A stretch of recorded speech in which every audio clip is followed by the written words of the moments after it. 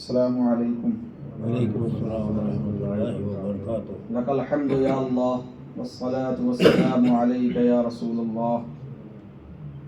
اعوذ باللہ من الشیطان الرجیم. بسم اللہ الرحمن الرحیم.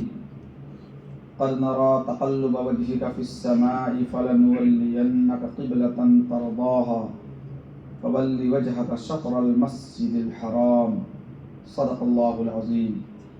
لحد میں وہ عشق رخ شہ کا داغ لے کے چلے، لحد میں وہ عشق رخ شہ کا داغ لے کے چلے، اندھیری رات سونی تھی چراغ لے کے چلے. اور تیرے غلاموں کا نقش قدم ہے راہ نجات، تیرے غلاموں کا نقش قدم ہے راہ نجات. وہ کیا بہک سکے جو یہ سراغ لے کے چلے، وہ کیا بہک سکے جو یہ سراغ لے کے چلے. درود شریف پڑھیں. اللہم صلی علی سیدنا مولانا محمد مبارک وسلم. صلو علیہ صلاۃ و سلام علیک یا رسول اللہ صلی اللہ علیہ وسلم. اللہ رب العزت قرآن مقدس کے دوسرے پارے میں پہلا پیج آیت نمبر 122 میں اللہ قبلہ بدلنے کا واقعہ بیان فرماتا ہے. اللہ کے رسول صلی اللہ علیہ وسلم کا قبلہ پہلے خانہ کعبہ نہیں تھا، مسجد حرام نہیں تھا، بلکہ مسجد اقصیٰ تھا. مسجد اقصیٰ کی طرف ہمارے نبی نے 16 یا 17 مہینہ رخ کر کے نماز ادا کیا، لیکن یہودی بھی اسی طرف رخ کر کے اپنی عبادت کرتے تھے. اب یہودی نبی کو طعنہ دیتے اور کہتے کہ جب ہماری دین کو آپ فالو نہیں کرتے تو پھر ہمارے قبلہ کو فالو کیوں کرتے ہیں. طعنہ دیتے اللہ کے رسول کیوں چڑھاتے کہ ہمارے قبلے کو یہ فالو کرتے ہیں لیکن ہمارے دین کو فالو نہیں کرتے. اب اللہ کے رسول یہ چاہنے لگے کہ ہمارا قبلہ مسجد اقصیٰ سے بدل کر کے مسجد حرام ہو جائے، خانہ کعبہ ہو جائے، بیت اللہ شریف ہو جائے. اور رسول اللہ یہی چاہتے تھے. بتاؤ، نبی جو چاہتا ہے وہی اللہ کی بھی مرضی ہوتی ہے. اعلیٰ حضرت فرماتے خدا کی رضا چاہتے ہیں دو عالم، خدا چاہتا ہے رضائے محمد. محمد کی جو رضا ہوتی ہے وہی اللہ کی رضا ہے. نبی چاہتے تھے کہ ہمارا قبلہ بدل جائے، مسجد حرام ہو جائے. چنانچہ ابھی بھی مکہ میں مسجد قبلتین موجود ہے. اللہ کے رسول نماز پڑھا رہے تھے اور آپ نماز کی حالت میں آسمان کی طرف دیکھتے کہ میرا قبلہ بدل جائے. صحابہ سب بندی کر کے کھڑے تھے، اللہ کے رسول نماز پڑھا رہے تھے. نماز ہی کی حالت میں وہی نازل ہو گئی، اے میرا نبی تو اپنا قبلہ مسجد اقصیٰ سے اب مسجد حرام کر لے. ادھر مسجد اقصیٰ ہے، ادھر مسجد حرام ہے، اپوزٹ میں ایک دم. پورب میں مسجد اقصیٰ، پچھم میں مسجد حرام جدھر ہم رک کر کے نماز پڑھتے ہیں. نبی ادھر کھڑے تھے، سب لوگ سب بندی ایسے کیے ہوئے تھے ادھر رک کر کے. چنانچہ جب وہی نازل ہوئی کہ قبلہ بدل لیجئے تو اللہ کے رسول نماز ہی کی حالت میں نماز پڑھا رہے تھے. اسی حالت میں آپ نماز کی حالت میں چل کر کے آئے، ایسے کنارے سے آئے اور ادھر کھڑے ہو گئے. اور کھڑے ہونے کے بعد سب لوگوں کا چہرہ، سب لوگ ادھر چہرہ کر لیے. جب نبی ادھر آئے تو چہرہ ادھر کر لیے، پہلے ادھر کیے ہوئے تھے. آج بھی مسجد قبلتین موجود ہے. دو قبلوں والی مسجد اسے کہا جاتا ہے. عزیزان ملت اسلامیہ، نبی کی چاہت یہ حقیقت میں خدا کی چاہت ہوتی ہے. رسول جو چاہتے تھے اللہ نے اپنے حبیب کو اسی چاہت کے مطابق وہی نازل کر کے قبلہ بدل دیا. اعلیٰ حضرت فرماتے خدا کی رضا چاہتے ہیں دو عالم، خدا چاہتا ہے رضائے محمد. جو محمد کی مرضی ہوتی ہے وہ اللہ کی مرضی ہوتی ہے، اور جو اللہ کی مرضی ہوتی ہے وہ رسول اللہ کی مرضی ہوتی ہے. میں مانتا ہوں مجرموں میرے نبی خدا نہیں، لیکن خدائے پاک سے آقا میرے جدا نہیں. کوئی بھی چیز آپ دیکھ لیجئے جہاں اللہ کا نام آتا ہے وہیں رسول اللہ کا نام بھی جوائن کر کے آتا ہے. یہ کلمہ جو ہم پڑھتے ہیں، کلمہ یہ لا الہ الا اللہ، یہ پورا کلمہ نہیں ہے جب تک کہ محمد رسول اللہ نہ کہیے، جب تک کہ محمد رسول اللہ نہ ملائیے پورا کلمہ کمپلیٹ نہیں ہو سکتا. لا الہ الا اللہ محمد رسول اللہ. یہی وجہ ہے کہ کلمہ لے لیجئے، اذان لے لیجئے، نماز لے لیجئے، جہاں جہاں اللہ کا نام وہیں وہیں رسول اللہ کا نام. اللہ اکبر، عزیزان میرے اسلامی، اس سے پتہ یہ چلا کہ دین میں، اسلام میں نبی کی زندگی یہ سب سے اہم ہے، اور ان سے محبت کرنا یہی ایمان ہے۔ محمد کی محبت دین حق کی شرط اول ہے، ہو اسی میں خامی تو سب کچھ نامکمل ہے۔ عزیزان ملت اسلامیہ، اور یہ بھی بیان کیا جاتا ہے کہ خانہ کعبہ کو بنانے والے حضرت ابراہیم علیہ السلام تھے۔ یہ بھی پہلے پارے میں 14ویں رکوع میں ذکر ہے۔ قرآن فرماتا ہے وَإِذْ يَرْفَعُ إِبْرَاهِيمُ الْقَوَاعِدَ مِنَ الْبَيْتِ وَإِسْمَاعِيلُ رَبَّنَا تَقَبَّلْ مِنَّا إِنَّكَ أَنْتَ السَّمِيعُ الْعَلِيمُ۔ کہ جب حضرت ابراہیم اور حضرت اسماعیل خانہ کعبہ کو بنا رہے تھے، خانہ کعبہ کو بنا رہے تھے، تو جب خانہ کعبہ کی دیوار اونچی ہو گئی، ہاتھ نہیں پہنچ رہا تھا، تو جس پتھر پر کھڑے ہو کر کے حضرت ابراہیم خانہ کعبہ کو بنا رہے تھے، اس پتھر میں اللہ نے بڑھنے کی صلاحیت پیدا فرما دی۔ اس پتھر میں اللہ نے بڑھنے کی صلاحیت پیدا فرما دی۔ جو دیوار اونچی ہو گئی، وہ پتھر بھی اونچا ہوتا چلا جاتا، کوئی تکلیف نہیں ہوتی، کوئی پریشانی نہیں ہوتی، نہ سیڑھیوں کی ضرورت، پر وہ پتھر اونچا ہوتا، آپ دیوار اونچی کرتے چلے جاتے۔ خانہ کعبہ بہت اونچا بنا ہوا ہے۔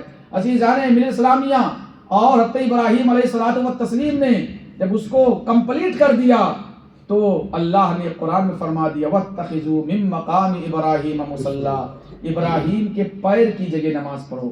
جس پتھر پر کھڑے ہو کر کے انہوں نے خانہ کعبہ کو بنایا تھا، وہاں آس پاس حرم میں نماز پڑھنے کا حکم دیا گیا۔ اور آج بھی وہ نالین ابراہیم، حضرت ابراہیم علیہ السلام کے نقش پا آج بھی ان خانہ کعبہ کے پاس لگا ہوا ہے، شیشے میں سے رکھا ہوا ہے، لوگ جا کر کے زیارت کرتے ہیں۔ عزیزان اسلامیہ، اس کو بولتے ہیں مقام ابراہیم، یعنی ابراہیم کے کھڑے ہونے کی جگہ، ابراہیم علیہ السلام کا پیر۔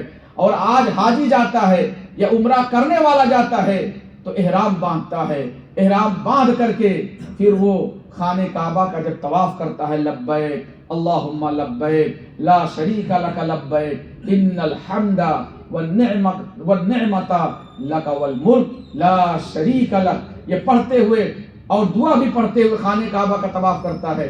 اور جب 7 چکر ہو جاتے ہیں اور ہر مرتبہ وہ حجر اسود کو بوسہ دیتا ہے، یا تو قریب جا کر کے یا تو دور سے ہاتھ بڑھا کر کے ایسے چومتا ہے، بوسہ لیتا ہے، اور بوسہ لینے کے بعد جب 7 چکر مکمل ہو جاتے ہیں تو اسے مقام ابراہیم پر 2 رکعت نماز پڑھنا پڑتا ہے۔ اس کو واجب کہا گیا ہے۔ مقام ابراہیم پر 2 رکعت نماز پڑھنا یہ سنت نہیں ہے مستحب، بلکہ واجب ہے، کہ اگر کوئی پڑھتا نہیں ہے تو وہ گنہگار ہے۔ تو اللہ نے اپنے حبیب ابراہیم علیہ السلام، اپنے خلیل ابراہیم کے پیر کی جگہ نماز پڑھنے کا حکم دیا۔ تو نبی جو ہوتا ہے ان کی یہ شان ہوتی ہے کہ انہوں نے اللہ کے لیے گھر بنایا، آج ان کے پیر کی جگہ نماز پڑھنے کا اللہ نے حکم دیا۔ کوئی بھی جاتا ہے تو وہاں نماز پڑھتا ہے۔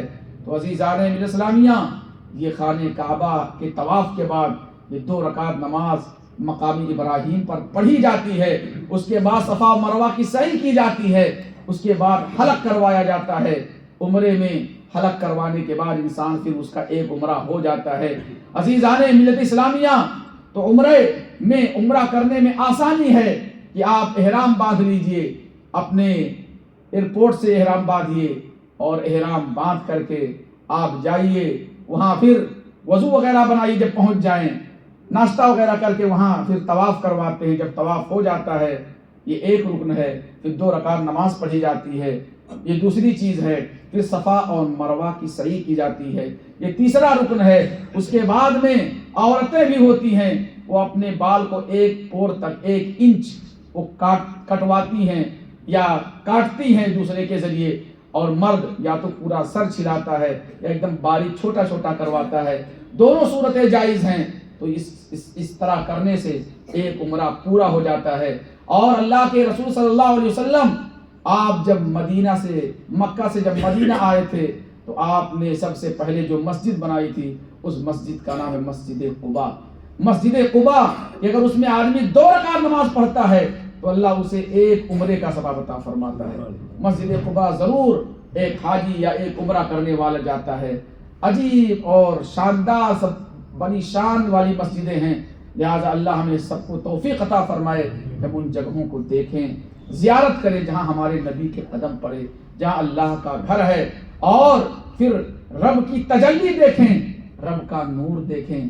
وہاں جو منظر ہوتا ہے رمضان المبارک میں، اللہ اکبر، ایک حاجی ہی جان سکتا ہے، یا جو عمرہ کرنے جاتا ہے رمضان میں وہ جان سکتا ہے۔ ہر طرف رونق ہی رونق، ایک طرف روزے کا نور، ایک طرف منبر کی بہار، بیچ میں جنت کی پیاری پیاری پیاری واہ واہ۔ اور حاجیو آؤ شہنشاہ کا روزہ دیکھو، کعبہ تو دیکھ چکے، کعبے کا کعبہ دیکھو، اور آب زمزم تو پیا خوب بجھائی پیاسیں، آؤ جودے شہ کوثر کا بھی دریا دیکھو، اور غور سے سن تو رضا، کعبے سے آتی ہے صدا، میری آنکھوں سے میرے پیارے کا روزہ دیکھو۔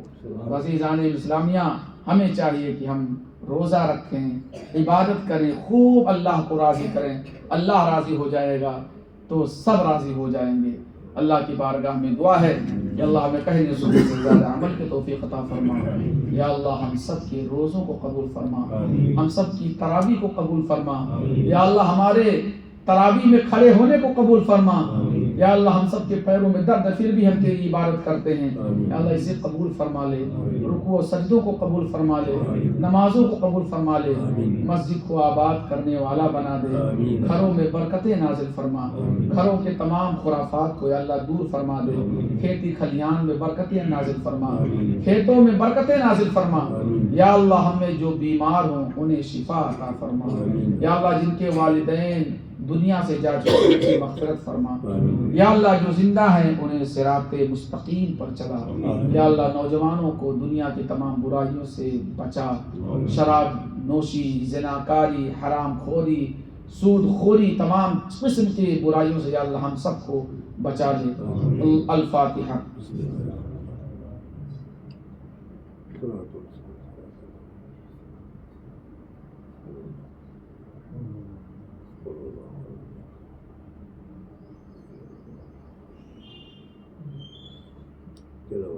إن الله وملائكته يصلون على النبي يا أيها الذين آمنوا صلوا عليه وسلموا تسليما اللهم صل على سيدنا محمد